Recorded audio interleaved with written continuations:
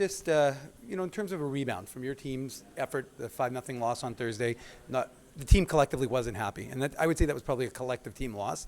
For the way your team rebounded today through 60, what did you see from them? Well, we had a great example of how we need to play against Milwaukee last week, where our forecheck was outstanding. We spend more time in the O-zone, expended our time by holding on to the puck, not panicking, and that's how we need to play. If you look at our stats, I think we're in the top 5 in the league as far as creating some scoring chance out of our forecheck. Everything started there for us. We're not a rush team where they create a lot of offense from their rush. It's all about our forecheck. And that first game against Chicago Thursday, it wasn't there. It wasn't there, so we didn't create any offense. We spent more time in the D zone that we'd like to. So basically, that was our video yesterday. That try to reinforce what we're good at, and how we could have some success. And the guy responded well today. I thought all 20 players were ready to go and executed as good as we could. So I'm happy that we had a good win. A team can get frustrated after a first period that you guys did, which on one hand is a positive because you generated a ton of chances, but you don't get the result. So it's a twofold. Number one, as a coaching staff, you must be very happy to have seen, even though you're hitting posts and crossbars and missing some tap-ins, that they're creating those opportunities. But how also do you keep them engaged and focused and say, listen, we got to keep persisting because we're getting there? Yeah, no, it's a fine balance. When the team doesn't score a lot of goals, they're kind of fragile. It doesn't take much to lose confidence and go the other way. We knew we had a good first period. I think it was 9-2 scoring chance for us, but we don't score. So we were hoping at least to get that first goal. To try to get kind of a belief. And even after the second period, we reinforced. We're down by a goal, but we reinforced that we were playing the right way. We're doing a lot of good things. Maybe our second period forecheck kind of was not as good as the first, so we kind of reinforced that. Hey, let's get back on the forecheck. Let's make sure we play behind them. Let's make sure we're on time. Because as much as the forecheck, we believe it's the forward, but defense are involved in that forecheck. So we felt like the defense were kind of late on those situations in the second period. So we kind of reinforced that, and let's spend more time in the O-zone and see what happened. Let's get some traffic, make it hard on their goalie, and they answer really well. But just to answer to your question, yeah, you just have to reinforce what you do well, and at the same time, you don't want them to, they still need to believe that they could come back. That's the main thing I wanted to say, especially when you don't score a lot of goals. Brad gets 2 on the nights. What do you think that does for his confidence? I mean, he obviously wants to have more goals than what he has currently, but to put 2 on the board here against a tough team, just what does that do for him confidence-wise? Well, I'm sure it does a lot. It's his first 5-on-5 goal this year. He knows that he needs to be better in a lot of area, and sometimes it's especially for young kids, you want to be as good as possible to play in the NHL. He knows he's pretty close to playing in the NHL, so but you got to stay focused on the process.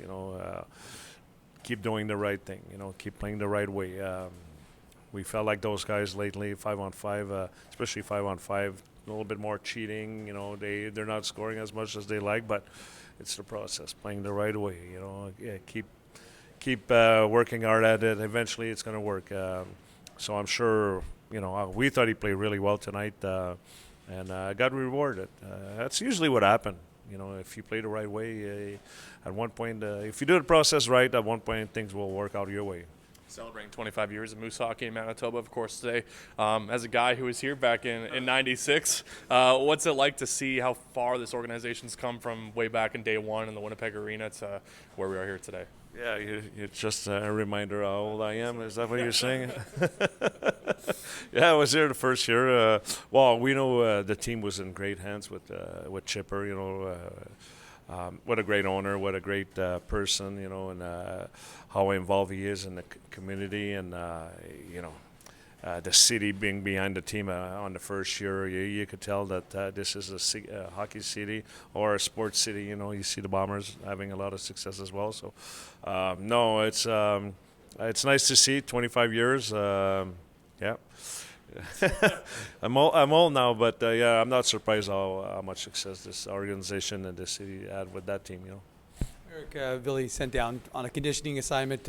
Scott O'Neill said he hoped that Mark would play him 30 minutes a game. He didn't quite get him into that much time, but from your perspective, did you think that he got what he needed out of these two games, having not played for 7 months since your play-in series with Texas? For sure. Ville's biggest strength is his hockey sense. So, if it doesn't matter how long you are, you kind of you'll manage a game, and then conditioning wise, I could tell he was in good condition. That's where we're afraid the most. Conditioning part of the game when you haven't played since the beginning of the year. But I thought he had a lot of touches. That's what we were hoping for him. He likes to play with a puck. He likes to make good breakout. Likes to jump in the rush, get involved in the offensive zone. And I thought he got exactly what needed to get before going back with the Jets. And what I like is his buddy yesterday was, my God, I'm sore after one game, but I thought he was really, really good today. I felt like his first game was not as clean, as far as execution and all that stuff, which we expected to not be as clean, but I thought today was really good. Made a lot of nice play, a lot of nice touches, and I felt like he was a lot more involved as far as communicating on the ice. I could hear his voice a lot. I could hear him talking to Bart's a lot defensively in the D-zone coverage. So I think he's ready to go. I told him last year I didn't want to see him anymore, but I guess he came back for a couple more games. Eric, last one for me, but just Dylan Anhorn. I mean, one of his biggest strengths, and you've had guys like him who can skate real well. Declan Chisholm, who kind of reminds me of, coincidentally wears the same number. But just from your perspective, it seemed today he really used his legs, which is his biggest asset, to create opportunities for your hockey team. Yeah, no, that's one of his biggest assets, his leg. Could move really well. I felt like early in the season he was trying to do a lot by himself. This league is too good defensively to try to do everything alone. I think he's using more his teammates. I'd say the past 5-6 games, or since we left for the road trip. Also managing situation, when to go, when not to go. I felt like he was kind of forcing things early on, and it is normal. At one point, you want to impress your coaching staff, you want to impress the organization and stuff. But I feel like it was not the right time. It wasn't the right situation, wasn't the right read. And I feel like he's been really receptive. Talk about a guy that wants to do video every day. He'll send me video clips sometimes just to talk about it. He'll wake me up from my nap. I say that's how much he wants to talk and do video. But very receptive, very smart kid. And I could tell the past 2-3 weeks, reads the game situation a lot better. I heard a great quote this year by a coach. He said, there's players that play hockey and there's players that play the game. And that's what I'm trying to explain to him. You have to play the game, when it's time to go, when it's not time. And I think his reads are a lot better the past 3 weeks. And he's got the legs to do it, so good for him.